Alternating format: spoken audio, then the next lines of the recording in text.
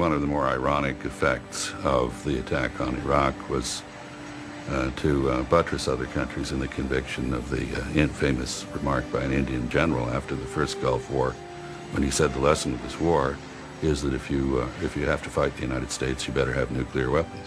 In some respects, it's as if Vietnam didn't even happen. It's as if a lot of our leaders have suffered some kind of historical and political lobotomy. And that's frightening.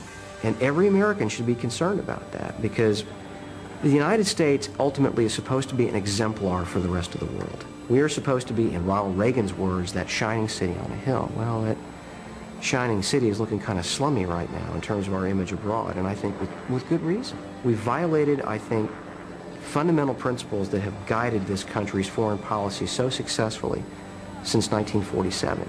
You don't want your president to be seen as a hot dog, and when your president gets into a jumpsuit and gets in the back of a jet and lands on an aircraft carrier and then waddles out with his little straps between his legs, and that's not, I mean, you want a sign of kind of maturity and not testosterone blasting through when you're talking about things so fundamentally important as sending a nation to war and sending young men and women to their deaths. There is a sense in Washington now that you can't raise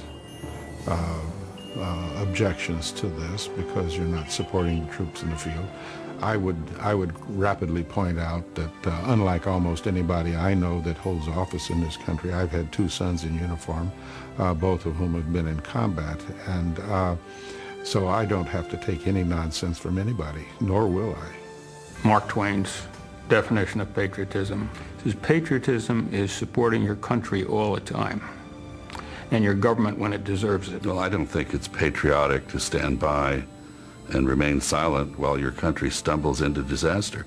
Patriotism is the last refuge of scoundrels, and I think these are scoundrels. They have no argument now. They have no defense for what they did.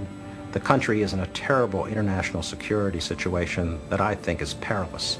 So they're attacking the patriotism of others. Having been an insider, I know that the insiders don't have it all right. They make mistakes, and indeed there's more likely to be mistakes, and there's more likely to be misjudgment if there is no criticism. It was Jefferson who said that our kind of government is not based on trust. It's based on, in fact, suspicion. Supporting the Constitution, understanding what's in the Constitution, caring about the Constitution. That's why we don't have a king, because we have a piece of paper. So I think that is patriotism. It's not just those of us who've been privileged to serve actually in the government who are the patriots.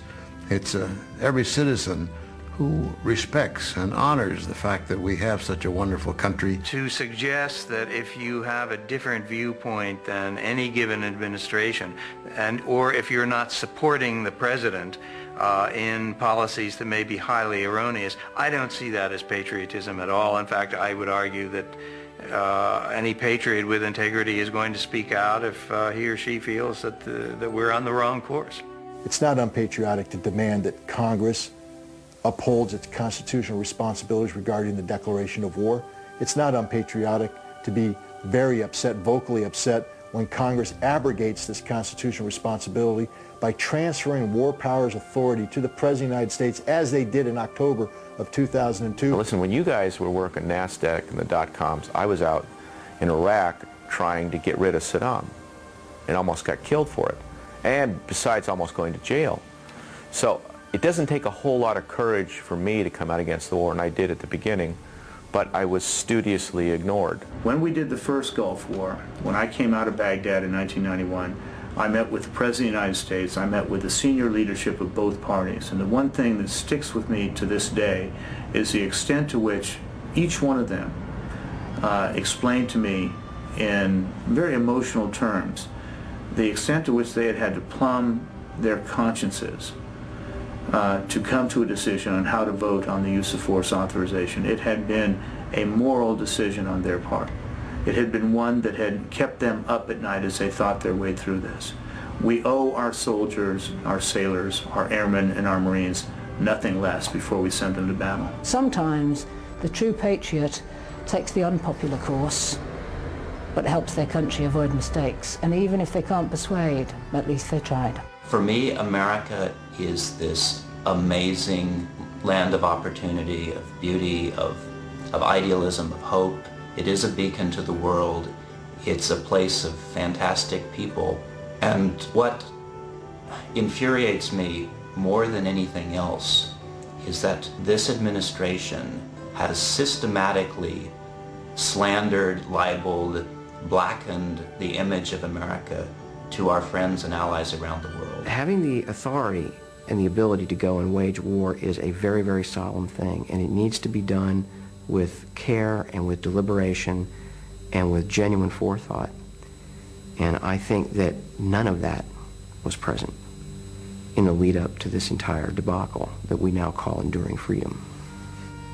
When the emperor has no clothes, you have to have the presence of mind and the courage to stand up and say, the emperor has no clothes.